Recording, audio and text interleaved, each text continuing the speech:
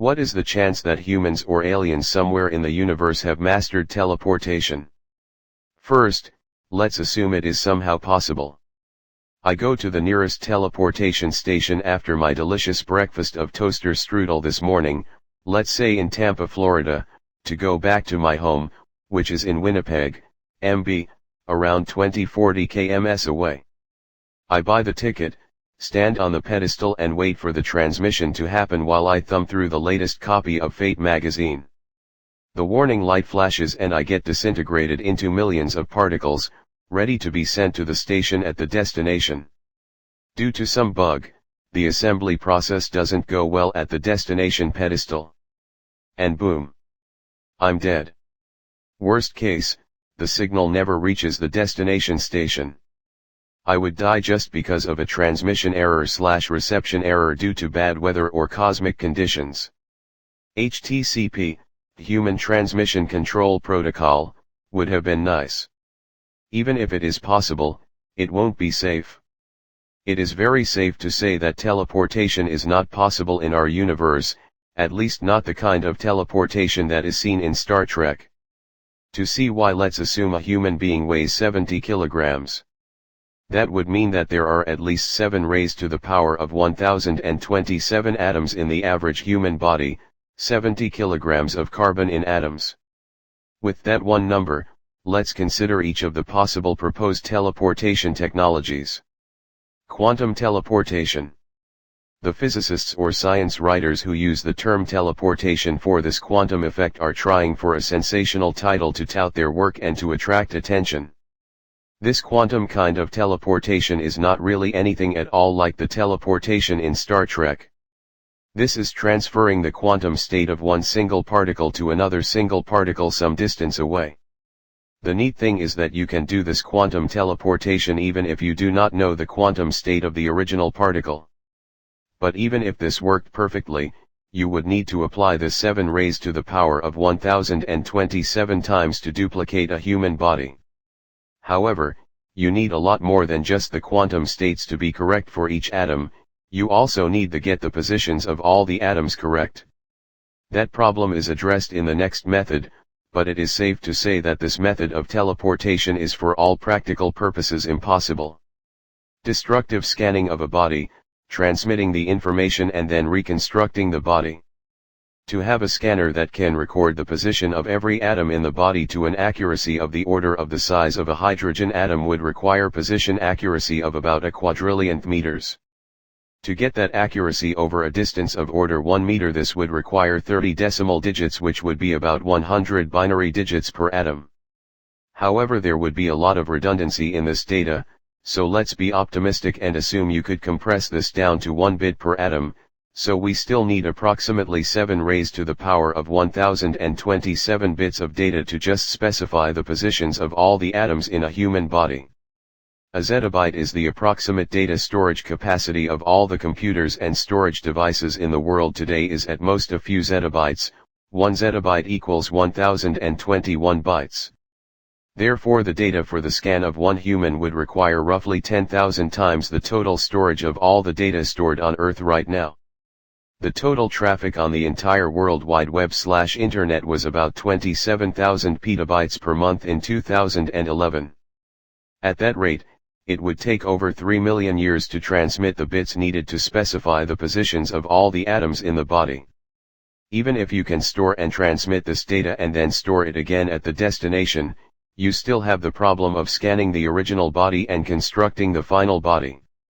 The scanning of the body will probably have to be destructive, since you need to essentially take the body apart to get to the inner atoms of the body. So you had better be able to do the scanning in a very short period of time, or the person will die during the scanning operation and you will end up reconstructing a dead person at the destination.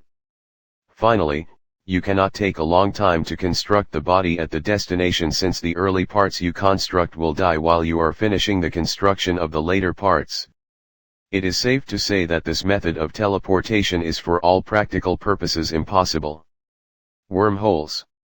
Wormholes are not really teleportation, they are really a way of traveling faster than the speed of light.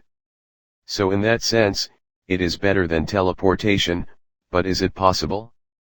Well, First of all, according to general relativity, a wormhole is very unstable and will quickly collapse. The only known way to keep a wormhole open is to use a hypothetical form of matter that has negative energy density. Of course, we have never found or created any kind of matter that has a negative energy density, and we have no theory that would predict how to construct the matter with the negative energy density that would be required. Even if we could construct an object with negative energy density, that does not allow the construction of a wormhole. It would only enable us to stabilize an existing wormhole and prevent it from collapsing. We have no known way to create wormholes in the first place. If we could somehow create a wormhole and prop it open wide enough to use it, the energy requirements would be astronomical.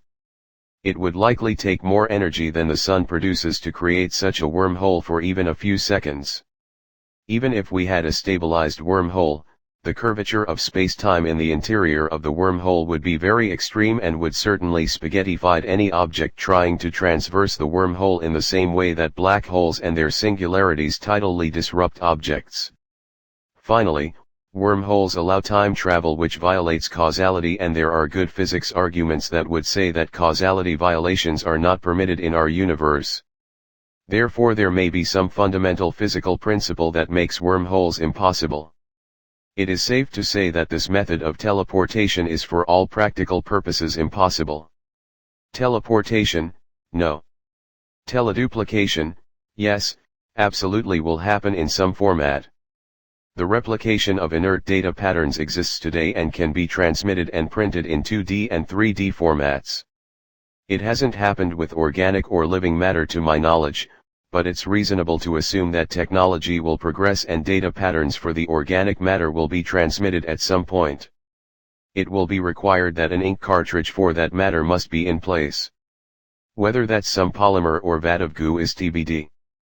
The salient point is that I can fax, email or print a document in 2D or 3D, and the original document or pattern is unchanged.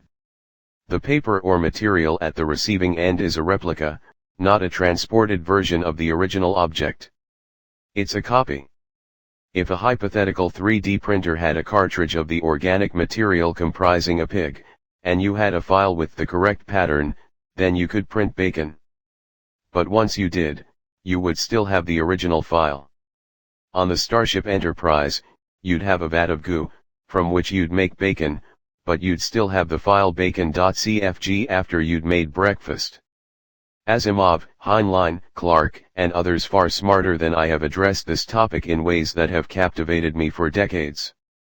A person/consciousness could transmit to the moon or an alien planet, and the dual existence of the original and transmitted copy would make for a damn fine sci-fi story. The transmission of a copy of organic matter will be within our technical reach in the near future. The transport of a specific organic entity and its consciousness transcends technology, going to a metaphysical or religious realm that is unknowable at this point. Summary. It is very safe to say that there is no method for teleportation of human bodies that could possibly work or be practical in our universe. Sorry, Star Trek fans, a Heisenberg compensator will not help you. More importantly, toaster strudel is not that tasty either.